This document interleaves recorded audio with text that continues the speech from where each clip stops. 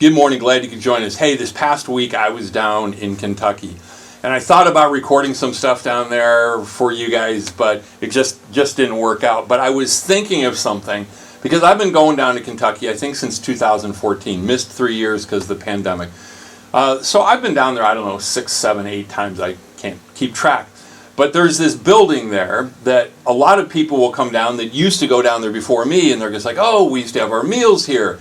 But it's like, I've never been in that building. Like, I don't even know if it's used anymore. And there's not the kitchen there anymore. And someone was there this week, and she was talking about it. It's just kind of weird because it's kind of this memory that people have. Well, anyway, put a bookmark on that. I want to share something from Scripture. I think most of us are familiar with the words of Jesus from John chapter 14. In my Father's house, there's room enough. There's many rooms. Some say there are many mansions. Rooms is probably the better translation. There's more than enough room in my Father's home. If this were not so, would I say, I go to prepare a place for you.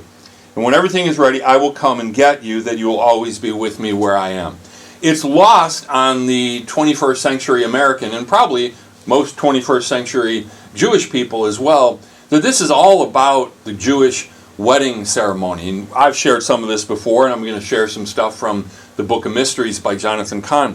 But he goes into a little detail, and he brings his student, the teacher does, and he shows them, you've got the bride's camp, and she's waiting for the groom to return, because what would happen is the groom would come and they would become betrothed. Well, another word for that is it's covenant. We call marriage a covenant.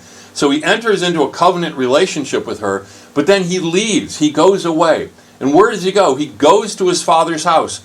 Sometimes he added on to his father's house. That was part of the custom. But either way, it would be to the town where his father lived. That was going to be the new home. And he'd come for his bride, and there'd be like this trumpet, and it's like, yeah, that kind of sounds like 1 Thessalonians. That's exactly what it sounds like, because it's the whole picture of us being the bride of Christ, and we're here to ready ourselves, to beautify ourselves, to be as pure as we can by the grace of God for the return of Jesus. So when the bridegroom comes, there's this big celebration, and they put them up on this seat, and they carry them, and they take them off. And as they're going, see, I think a lot of people wonder, well, what's it going to be like? How do you go to heaven? Because that's the picture of going to our new home. But here's the thing. The new home we're going to has everything that we truly need. We get into a lot of stuff that we want here on earth, but in heaven, it's going to be what we've always longed for. As I like to say, the stuff you can't get at Walmart, you can't get it on Amazon. It's what you were created for. There'll be no more pain. There'll be no more suffering. Any of those things. But here's the thing. She's leaving her home the same way that we will be leaving earth. And I know it's hard to imagine, but I kind of experienced it when I see people, when we're down at St. Joseph's Inn and the building that they used to be in, it's just a memory now. And they have some good memories, and I think that's all they have. But we're also, when we go to our new home in heaven, we're going to leave behind the pain, the sorrow, the suffering. And as much as it's hard to believe that someday it'll just be a memory, it will. Someday, earth and all of its brokenness will be a distant memory. Try to imagine as you're traveling away from a building or whatever, eventually it just becomes a speck, and then it's no more. And it might remain in your heart. But man, can't you remember there was someone that you were super close with, like 20, 30, 40, 50 years ago? Depends on how old you are, right? And you thought you'd never get over them.